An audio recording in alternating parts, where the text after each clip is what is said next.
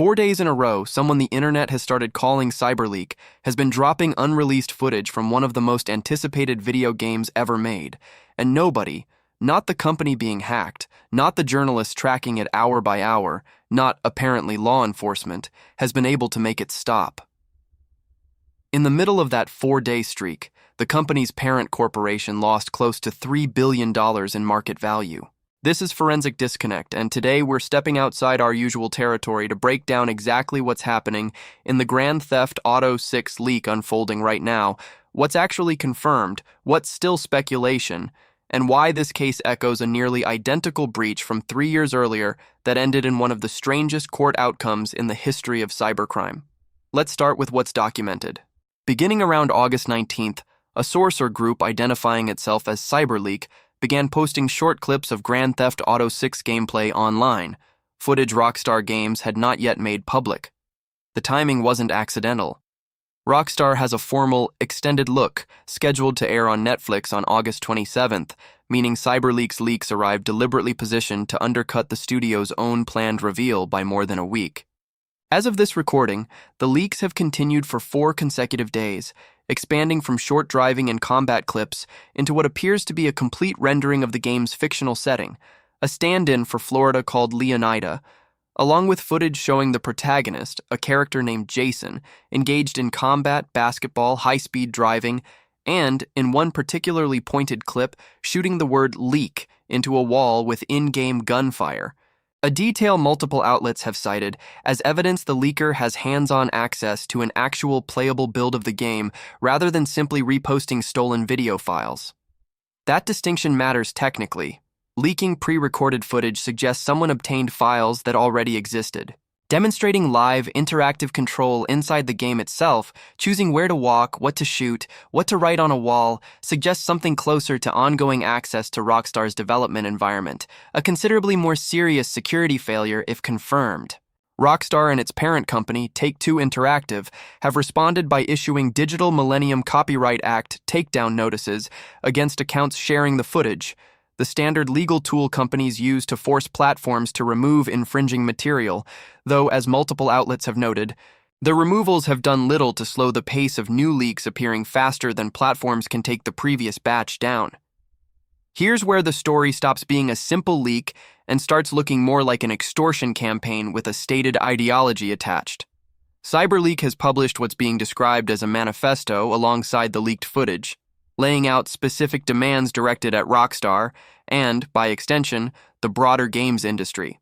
The demands include an end to digital-only pre-orders, a stop to selling downloadable content that's technically already present on a game's disk or files, but locked behind a separate purchase, and a requirement that single-player games include some kind of offline mode that doesn't depend on a company's servers remaining online indefinitely. The stated goal, according to Cyberleek's own posted messaging, isn't a ransom payment. It's a public apology from Rockstar and Take-Two, along with what the group calls a concrete commitment to address the harm these business practices cause, and the group has said explicitly that private negotiations or quiet settlements won't stop the leaks. Only a public statement will. We want to flag something important about that framing before going any further, because it's easy to take an activist manifesto at face value simply because it sounds like a coherent set of grievances. Whoever is behind Cyberleek has committed what appears to be a serious computer crime, gained unauthorized access to a company's confidential development materials, and is now using the threat of continued leaks as direct leverage to compel a specific public action from that company. Calling that a protest doesn't change its legal character. Data theft paired with a list of demands and a threat to continue causing harm until those demands are met is, functionally, extortion. Regardless of whether the demands themselves happen to be sympathetic to a segment of the gaming public frustrated with digital-only sales models and disk-locked downloadable content. We think it's worth separating those two things clearly. You can find Cyberleek's stated grievances about the games industry legitimate or overstated on their own merits, without that assessment changing what the underlying conduct actually is. It's also worth noting a detail that complicates Cyberleek's framing as a pure consumer advocate. The group has attached a cryptocurrency token to its campaign, branded with its own name, and has directly solicited donations and purchases of that token in its posted messaging, with one clip explicitly urging viewers to show support, buy the token, and a later message tying continued leaks to the token's market capitalization, phrased as higher market cap equals more leaks. That's a meaningfully different posture than a purely ideological leak with no financial angle attached. Whether the crypto token represents a genuine fundraising mechanism for whatever secret project Cyberleek has vaguely referenced, or whether it's simply a way to financially benefit from the attention this leak has generated, isn't something we can confirm from the outside, and we think it's worth treating with real skepticism either way. The same skepticism we'd apply to any unverified financial claim attached to a criminal act. It's worth noting, too, that this isn't the first time a hacking group has draped financially motivated behavior in the language of consumer advocacy or digital rights activism. It's a pattern that shows up regularly enough in cybercrime cases that security researchers have a name for it, hacktivism used as cover, where genuine grievances about an industry get invoked partly because they generate public sympathy and partly because they make prosecution messier. Since juries and the public alike tend to view an activist framing more charitably than a straightforward theft-for-profit narrative, even when the underlying conduct, unauthorized access followed by public leverage, looks identical either way. Now to the question everyone actually wants answered, who is doing this? As of this recording, Cyberleek's identity remains unknown. Independent leak trackers, including a source cited by multiple gaming outlets as Nate the Hate, have suggested the footage appears to come from a build of the game that's over a year old, meaning whatever access Cyberleek gained may not represent a live, current breach of Rockstar systems today, but rather stolen material obtained at some earlier point and only now being released strategically. That's a meaningful distinction for understanding the actual current state of Rockstar's security, though it doesn't change the legal exposure facing whoever's responsible for obtaining and distributing the material in the first place. This is where the case echoes, almost eerily closely, something we can actually tell you the ending of, because it already happened once before. In September of 2022, a hacker later identified as Aryan Kurtaj, then a teenager affiliated with a loosely organized hacking collective called Lapsus, breached Rockstar's internal systems and leaked more than 90 clips of early Grand Theft Auto 6 development footage, along with fragments of the game's source code, more than a year before Rockstar's first official trailer. Kurtaj's method was, by any standard, remarkable. He carried out the breach from a hotel room where he was staying under police protection, on bail for a separate hack against NVIDIA, using nothing more sophisticated than an Amazon Fire TV stick, the hotel room's television, and a mobile phone. Rockstar later told a British court the breach cost the company approximately $5 million and thousands of staff hours to recover from. Kurtaj's case took an unusual legal turn. He was diagnosed with severe autism and deemed unfit to stand a conventional criminal trial, meaning a jury was asked only to determine whether he'd factually committed the acts in question, not to render a traditional guilty verdict tied to criminal intent. In December of 2023, the jury found he had committed the hacks, and a judge sentenced him not to prison, but to an indefinite hospital order, confinement in a secure psychiatric facility for as long as doctors considered him a danger to the public, potentially for life. A psychiatric assessment cited in court found Kurtaj remained highly motivated to return to cybercrime and posed an ongoing risk specifically because of his demonstrated skill at gaining unauthorized computer access, a risk the judge weighed heavily in choosing that sentence over a fixed prison term.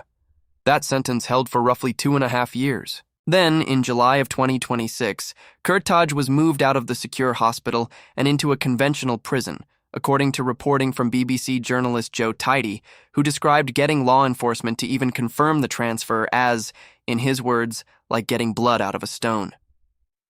The move appears connected to a retrial scheduled for November of 2026, timing that lands, notably, in the same month Grand Theft Auto 6 itself is now set to actually release. It remains legally unclear, even to reporters actively covering the case, exactly how someone can be retried for conduct committed during a period when courts had already determined his mental state made him unfit for a conventional trial in the first place, and authorities have offered essentially no public explanation of that specific legal mechanism as of this recording, an ambiguity that would be considered highly unusual if this were any other category of serious criminal case. And that raises real questions about how UK courts intend to handle the intersection of severe mental health conditions and demonstrated cybercrime capability going forward.